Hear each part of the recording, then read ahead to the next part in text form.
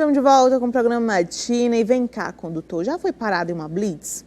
Bom, é verdade que a blitz cada vez mais estão sendo frequentes e numerosas e para falar os principais direitos dos motoristas em uma blitz, eu vou conversar com ele, Rodrigo Nóbrega, ele que é advogado e especialista em trânsito. Bom dia, Rodrigo, seja bem-vindo. Bom dia, Carol, obrigado pelo convite, um abraço a você e a todos que nos acompanham. Obrigada. Deixa eu te perguntar, por que os condutores eles têm medo de ser separado uma blitz? Olha, cara, eu acho que é um primeiro fato de desinformação. Quando a gente tem informação, como a gente sabe como proceder, acho que a gente consegue passar por essa situação de uma forma bem tranquila. Mas quando a gente não sabe exatamente o que é que vai acontecer, a gente acaba ficando um pouco receoso. E na verdade não tem. O condutor que está ali regular certinho, ele não tem o que temer durante o procedimento de fiscalização. Aquela questão, quem não deve não teme? É mais ou menos por aí.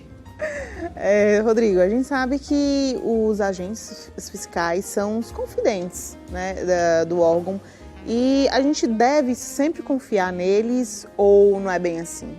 Carol, o agente de trânsito, na condição de servidor público, presume-se que tudo que ele está fazendo esteja dentro das leis, né? É a tal da boa-fé que a gente conhece. E na prática, infelizmente, não é dessa forma. Nem sempre os agentes eles atuam com informação, no sentido de transparecer para o condutor o que é que está acontecendo. E aquilo acaba prejudicando o próprio condutor, que muitas vezes não sabe que teve um direito violado. Então, eu acho que o ideal seria se todos os agentes, durante o procedimento de fiscalização, fossem sempre transparentes, informassem o condutor quais são os direitos dele durante aquele procedimento e para fim de que tudo seja feito da forma melhor possível. E doutor, a gente pode pode ter uma testemunha para recorrer na justiça? Como é que funciona?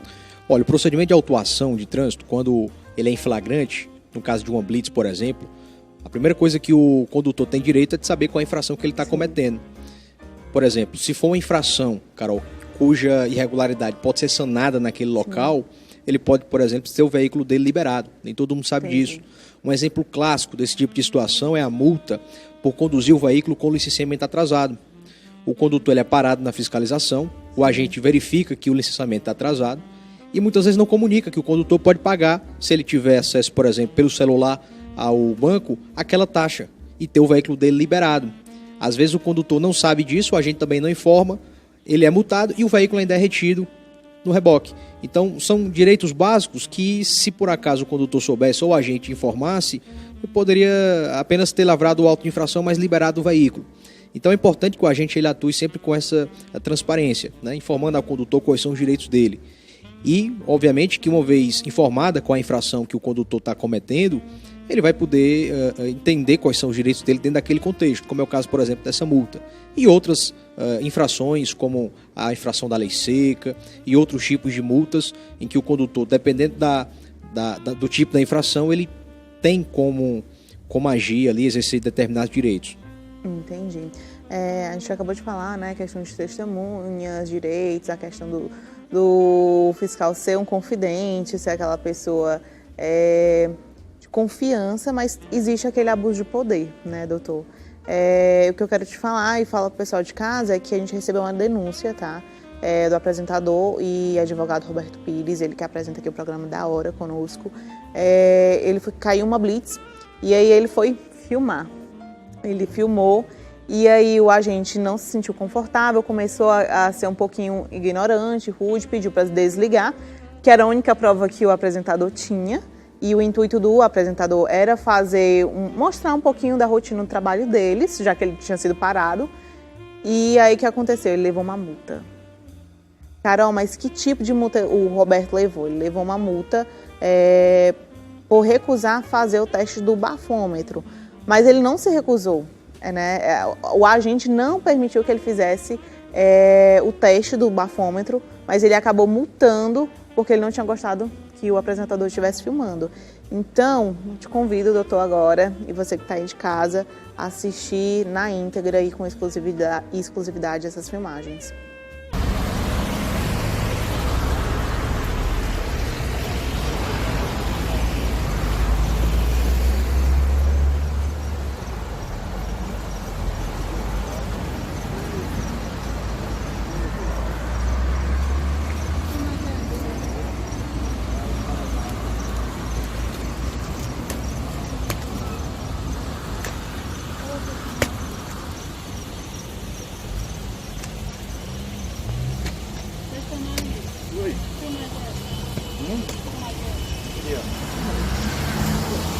dois. Veio o que é, senhor? Não entendi. É assim, você filmagem? É sim. Que é essa? Hã? É de televisão, o que é? Mas faz diferença pra quem é? Dá sim. Olha, o senhor vai me filmar sem sim. Bom, estou aqui com meu amigo, estou sendo aqui exercendo uma blitz, está trabalhando, não tá? Mas eu não conheço, não. Estou aqui, programa da hora, mais uma vez na rua. Dessa vez acompanhei o trabalho do Detran, junto aqui com a equipe, e eu vou ser submetido ao bafômetro. Vamos conferir.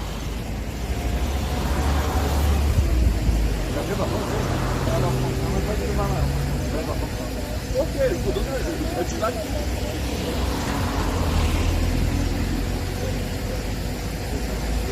Você pode começar o segundo.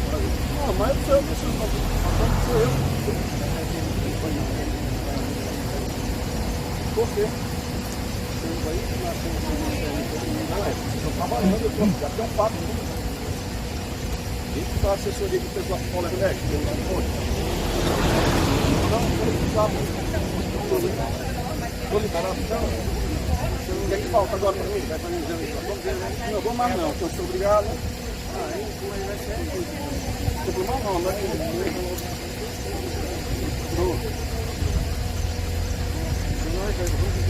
eu quero. Se eu não posso fazer reportagem, eu vou poder fazer consumo.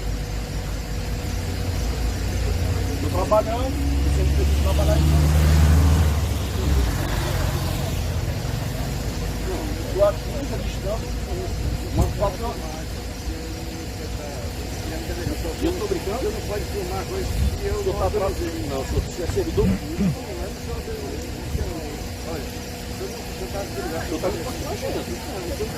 Tá, e você acabou de conferir as imagens que o Roberto Pires fez de uma blitz que ele caiu, tá? Muito obrigada, Roberto, pelas imagens, tá? E pela confiança.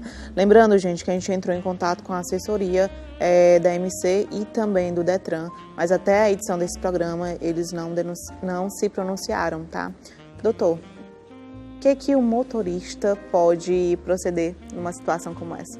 Carol, a dificuldade é tão grande porque, como a gente já falou aqui no início, presume-se que a palavra do agente é a palavra verdadeira, né? Que como se ele tivesse razão.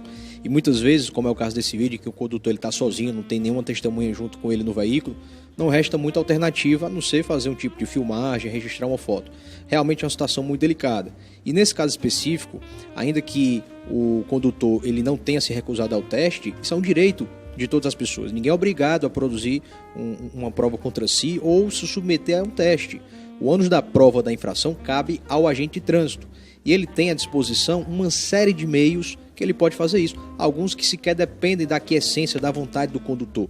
A gente conhece, por exemplo, o bafômetro, que é o meio mais comum de se constatar a alcoolemia, a embriaguez, o exame de sangue também. Mas tem outros meios, por exemplo, que se o agente quiser, ele pode lançar mão, como, por exemplo, a constatação de sinais de embriaguez. Ele vai poder, por exemplo, verificar se o agente está com odor etílico, com a fala alterada, com o andar cambaleante. Ali é uma prova e não depende da vontade do condutor. Além de outras provas também que ele pode utilizar.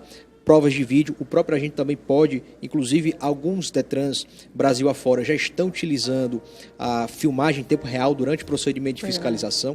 Tudo aquilo é meio de prova, né? Infelizmente, nesse caso específico, o agente simplesmente lançou mão desse poder de polícia que ele tem, autuou o condutor pela recusa ao teste do bafômetro, que é um direito dele, e por conta desse direito dele de filmar a ocorrência. Né? Afinal de contas, como é que ele ia se defender de uma eventual multa com a palavra dele quanto do agente?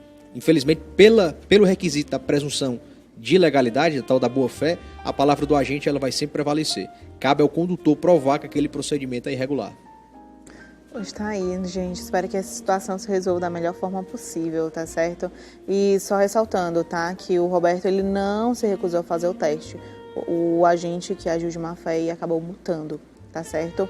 Doutor, falando ainda de boa fé e tal, a gente pode pedir o nome do guarda que tá te multando ou não? Pode. É obrigatório constar no auto de infração, que é o documento onde tem todas as informações daquela suposta infração, a matrícula do agente autuador. Aquela informação ela é obrigatória.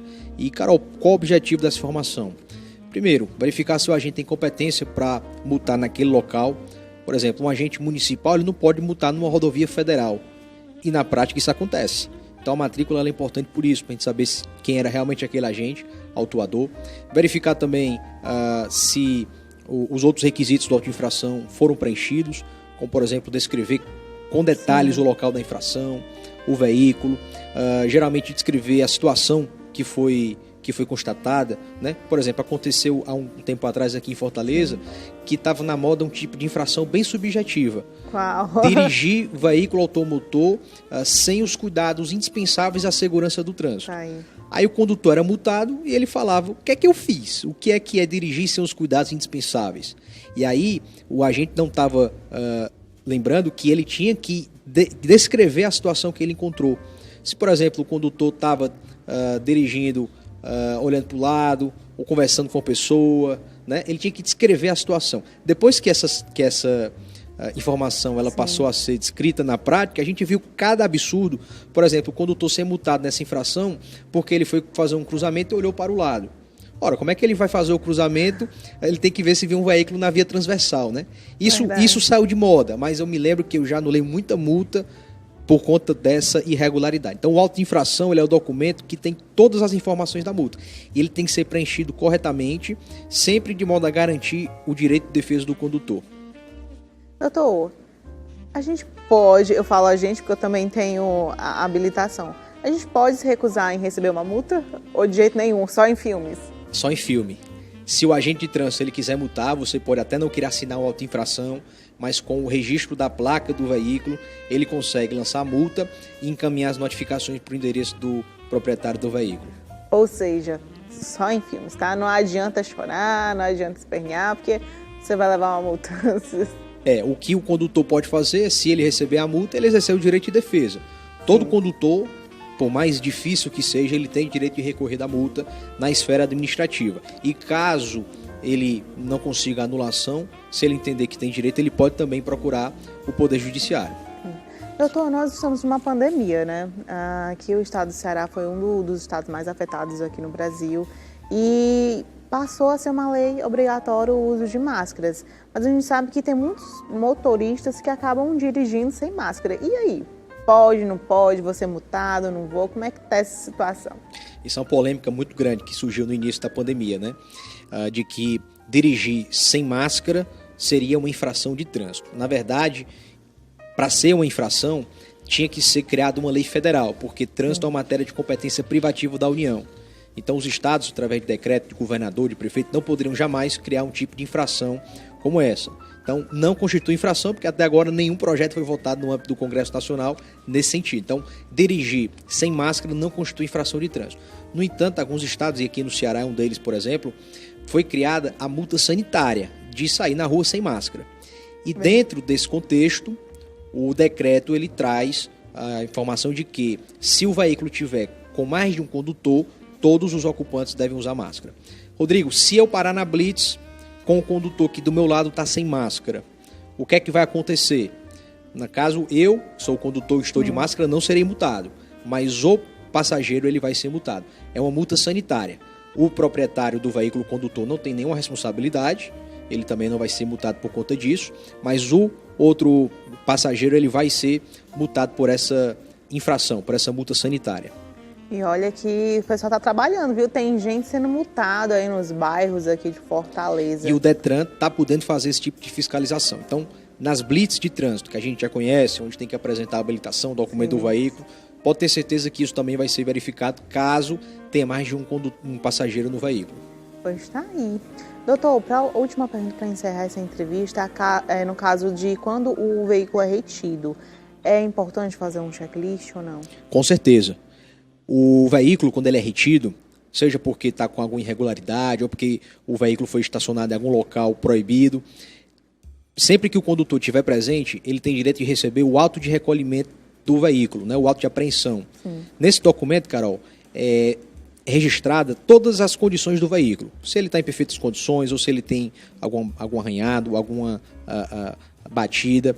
Por quê? Porque quando o condutor for pegar esse veículo no pátio do órgão de trânsito, pode ser que ele tenha alguma avaria. E isso eu já vi acontecer muito na prática. o veículo vir sem o estepe, ou vir arranhado, ou com o vidro trincado. O órgão de trânsito, quando ele retém o veículo, ele tem o dever de guarda.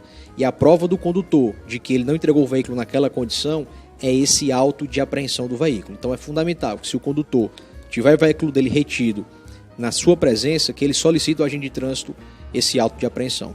Entendi. Doutor, quero agradecer demais a sua participação aqui no programa Matina. Agora eu deixo o seu espaço para as suas considerações finais.